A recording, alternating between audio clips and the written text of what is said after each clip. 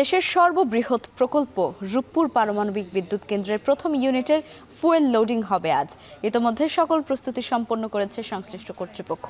দীর্ঘ অবসান ঘটিয়ে পারমাণবিক বিদ্যুৎ উৎপাদনের পা রাখতে যাচ্ছে বাংলাদেশ।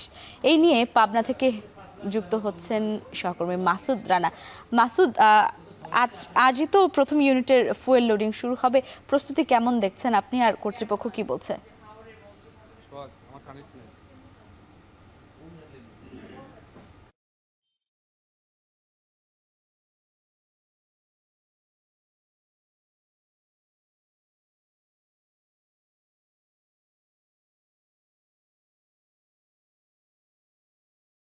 আপনার রূপপুর পারমাণবিক বিদ্যুৎ কেন্দ্র এলাকায় আসলে আমরা দেখেছি যে সকাল থেকেই এই রূপপুর পারমাণবিক বিদ্যুৎ কেন্দ্রে আসলে নিরাপত্তার চাদরে ঢেকে রাখা হয়েছে।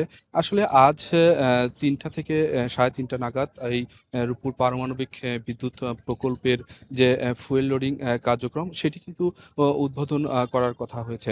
আমি যদি বলি যে ১৯৬২ সালে ঠিক এই রূপপুরের প্রকল্পের যে কার্যক্রম সেটি কিন্তু শুরু হয় এবং বা ১৯৬২ সালের পরিকল্পনা অনুযায়ী এই রূপপুর পারমাণবিক বিদ্যুৎ কেন্দ্রের ২০১৩ সালে আসলে উদ্বোধন করেন তৎকালীন প্রধানমন্ত্রী। সেই সাথে কিন্তু দীর্ঘ ১২ বছর পর বিভিন্ন চড়াই উতরাই পেরিয়ে আজ আ বিকেল ৩টা থেকে ৩:৩০ নাগাদ এই রূপপুর পারমাণবিক বিদ্যুৎ কেন্দ্রের যে ফুয়েল কার্যক্রম সেটি কিন্তু এখানে শুরু হবে। আমি যদি আরেকটু বলি যে প্রথম ইউনিটের যে রূপপুর পারমাণবিক বিদ্যুৎ কেন্দ্রের যে ১২০০ মেগাওয়াট যে প্রথম প্রকল্পের উদ্বোধন হবে সেটি কিন্তু প্রায় ২ থেকে ৩ মাসের মধ্যে ৩০০ মেগাওয়াট বিদ্যুৎ উৎপাদন হবে।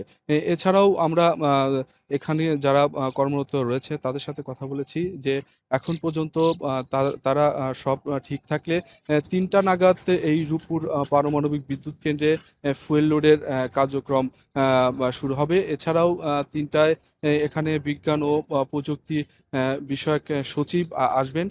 এছাড়াও আমরা দেখেছি এখান থেকে বিভিন্ন আইন শৃঙ্খলা বাহিনীর কঠোর নিরাপত্তা বলয়ের মধ্যে এই রূপপুর এলাকায় রয়েছে। সেই সাথে আমরা দেখেছি এখন পর্যন্ত যে সাধারণ মানুষ আমাদেরকে বলেছেন যে বৈশ্বিক যে জ্বালানি সংকট নিরসনে এই রূপপুর পারমাণবিক বিদ্যুৎ কেন্দ্রের যে বিদ্যুৎ সরবরাহ হবে সেটি থেকে আসলে রক্ষা পাবে। আসলে এই ছিল পাবনার রূপপুর থেকে সর্বশেষ। পাবনার রূপপুর পারমাণবিক বিদ্যুৎ কেন্দ্রের প্রথম ইউনিটের ফুয়েল লোডিং হবে আজ, আর ইতিমধ্যে সকল প্রস্তুতি সম্পন্ন করেছে সংশ্লিষ্ট কর্তৃপক্ষ। সে বিষয়ে জানাচ্ছিলেন মাসুদ রানা।